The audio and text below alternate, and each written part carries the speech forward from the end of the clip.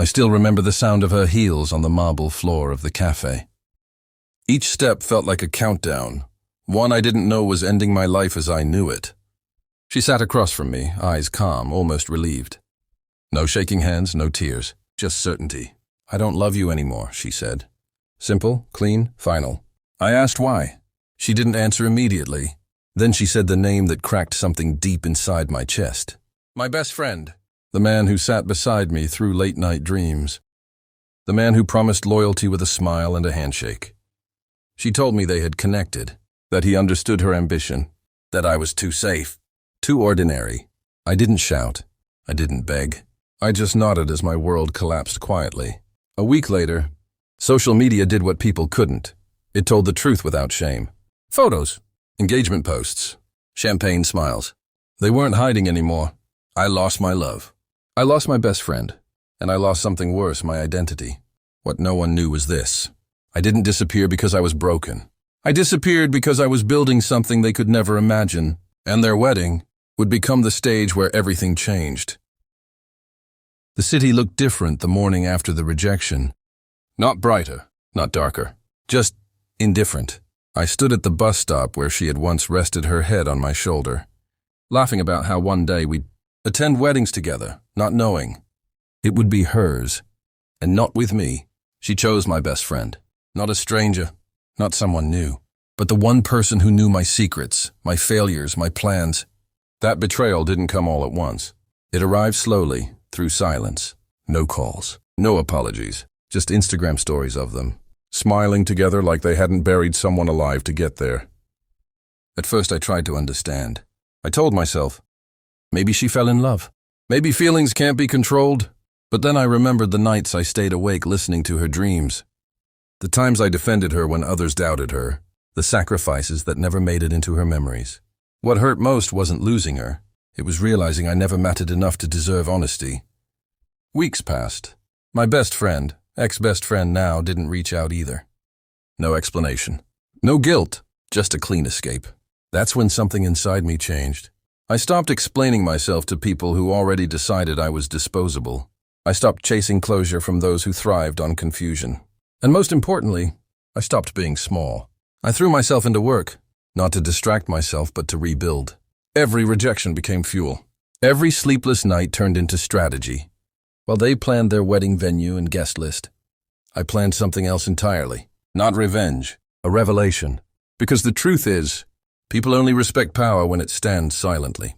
And I was done being loud about my pain. I learned how deals were made behind closed doors. I learned which names carried weight in rooms I was never invited to before.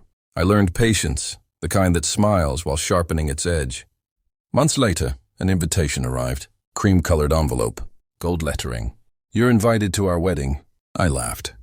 Not because it was funny, but because they still didn't know. They thought I was the same man they left behind.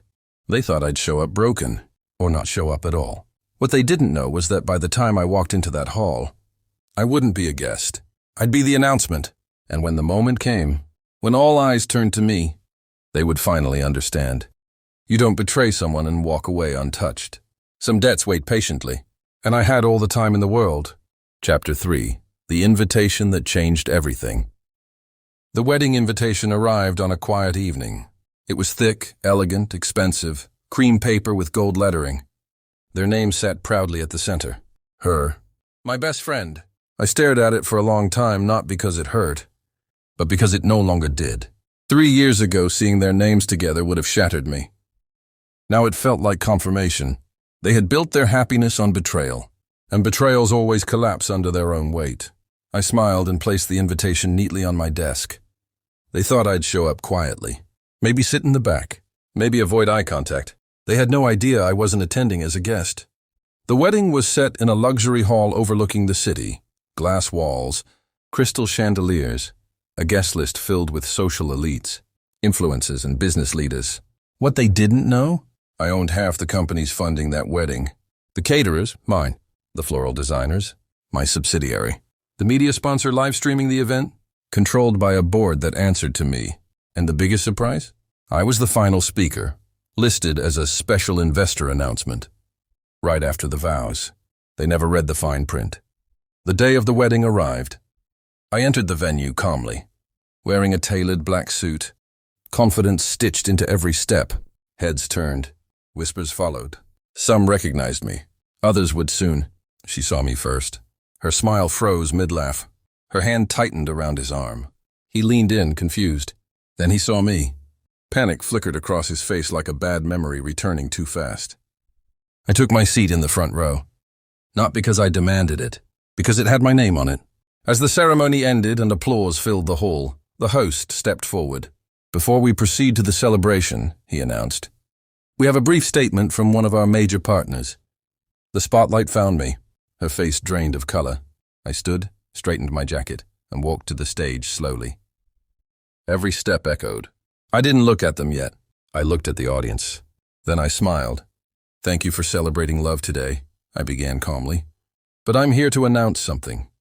Historic. I paused. This venue, this event, and the companies supporting it are now officially under my ownership. Gasps spread like wildfire. I turned toward the bride, toward my past. And this wedding? I continued softly.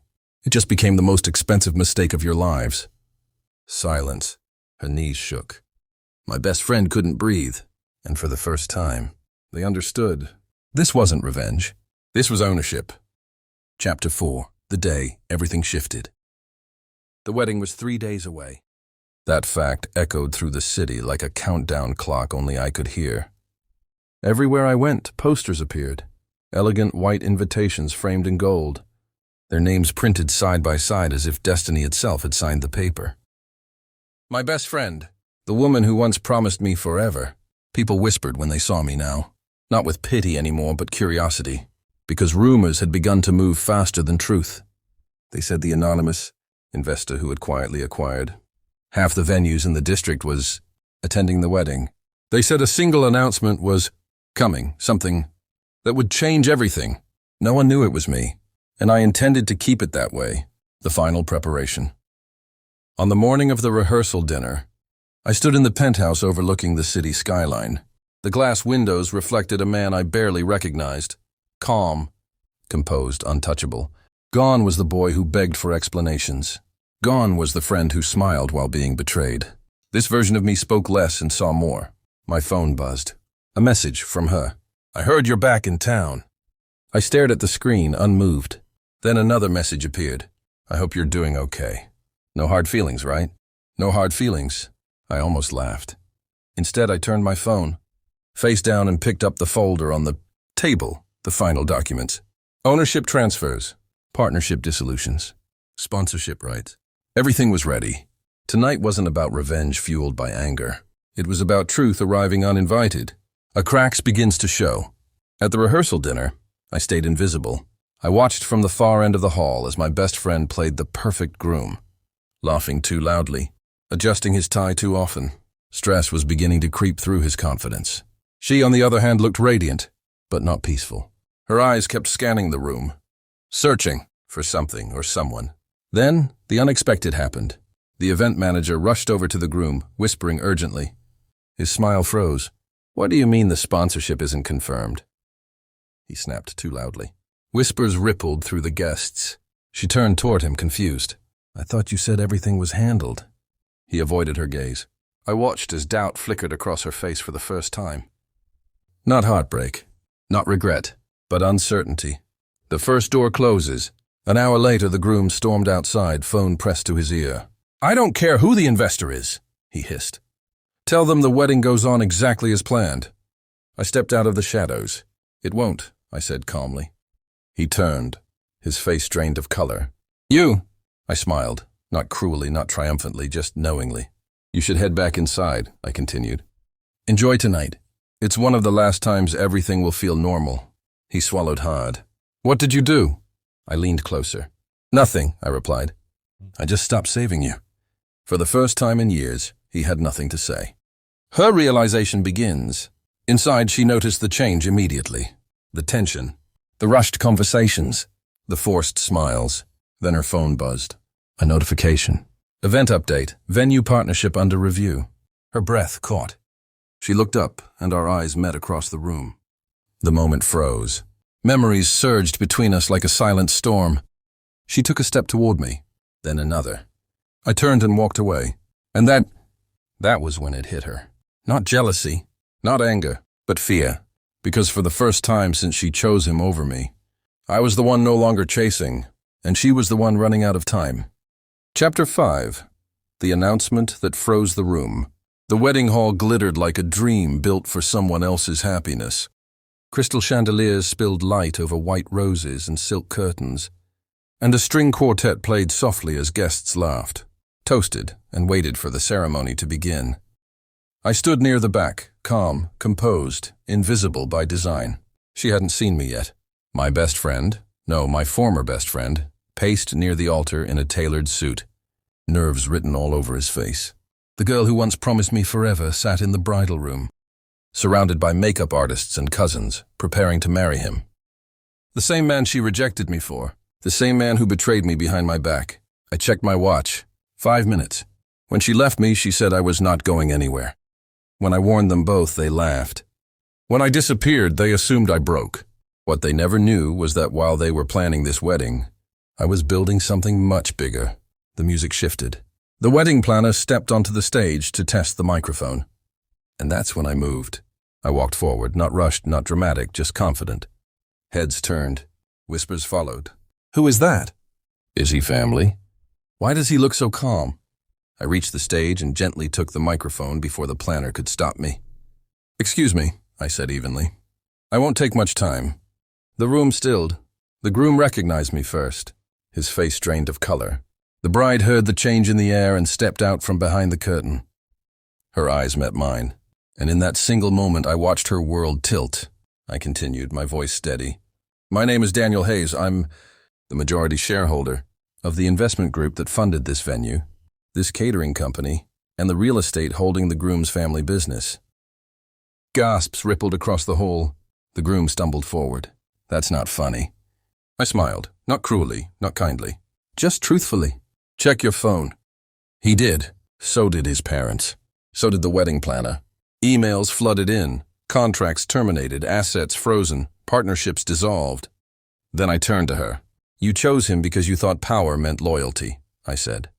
Because you thought success looked like what he pretended to be. Her lips trembled. I never came back to beg, I continued. I came back to close a chapter. Silence crushed the room. I'm withdrawing all financial backing, effective immediately. This wedding can continue, if you pay for it yourselves. The groom's mother collapsed into a chair. The groom dropped the phone. And the bride, the woman who once told me I was nothing, couldn't stop staring at me like she was seeing a ghost who had learned how to rule the living. I handed the microphone back. As for me, I said, already turning away, I've already moved on. I walked out before anyone could stop me. Behind me, the wedding unraveled. And for the first time since she rejected me, I didn't feel pain. I felt free.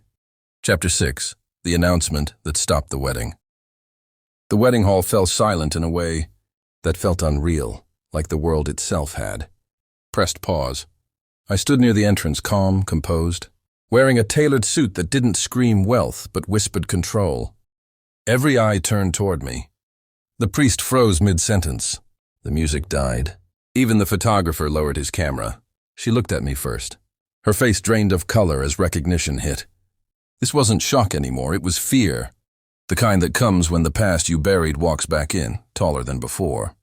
My best friend, the groom, stepped forward instinctively. His jaw tight, eyes burning. What the hell are you doing here? He snapped, trying to sound confident. Trying to protect the illusion that this was still his day. I smiled, not cruelly, not proudly, just knowingly. I was invited, I said softly, pulling a card from my pocket. By the board. Confusion rippled through the room. The bride's parents whispered to each other. Guests leaned forward. Phones came out. Something was happening, something unscripted. I walked calmly down the aisle, each step echoing like a countdown. You see, I continued, stopping beside the altar. This venue, this wedding, this event, I turned slightly, making sure everyone could hear, is being sponsored. Murmurs erupted. The groom laughed nervously. You're lying. I met his eyes. No, I own the parent company that owns the sponsor. That's when the truth began to crush him. I raised my hand.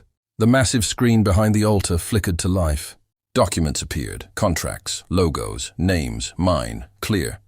And undeniable at the top. Gasps filled the hall. "This morning," I said evenly, "the board approved a full acquisition. Effective immediately." I paused. "This wedding is now part of my portfolio." The groom staggered back as if struck. She, the woman who rejected me for him, covered her mouth. Tears forming not from love, but from realization. She hadn't chosen the better man. She had chosen the smaller one. I turned to her, voice gentle but final. "I didn't come to ruin your wedding," I said. "I came to announce that I've moved on." Then I faced the guests. "Please," I added with a polite nod, "enjoy the ceremony. Drinks are on me." I walked out as whispers turned into chaos behind me. I didn't look back. Because power doesn't need applause. It only needs truth. Chapter 7. The announcement that changed everything. The wedding hall was dressed in white and gold, pretending to be pure, pretending to celebrate love.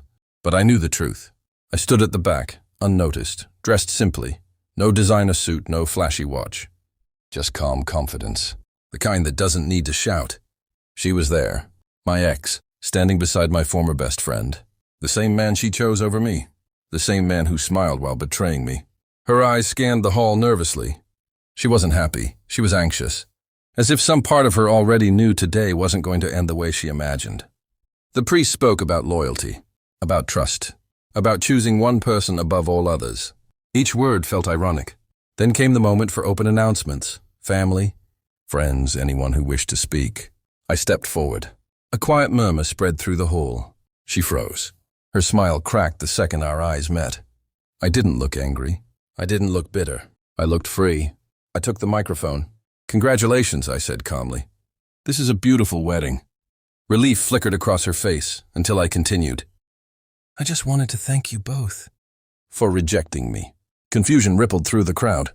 "If you hadn't chosen each other," I said, "I wouldn't be standing here today as the sole owner of the company funding this entire event." Silence. I tapped the screen behind me. The projector lit up. Company logos, financial documents, contracts. Gasps filled the room. "The venue," I continued. "The catering, the music, even the honeymoon package. Every invoice was paid by my company." My former best friend turned pale. She looked like the ground had vanished beneath her feet. "You see," I said, voice steady, "when you both walked away, I stopped begging and started building." Her hands trembled. "I didn't come to ruin your wedding," I finished. "I came to close a chapter." I placed the microphone down. Then I looked at her one last time. "You chose him," I said softly, "and I chose myself." I turned and walked away. Behind me, chaos erupted, whispers, arguments, raised voices, but none of it followed me. Outside, the air felt lighter. For the first time, I didn't feel like the man who was rejected. I felt like the man everyone had underestimated. And that was my victory.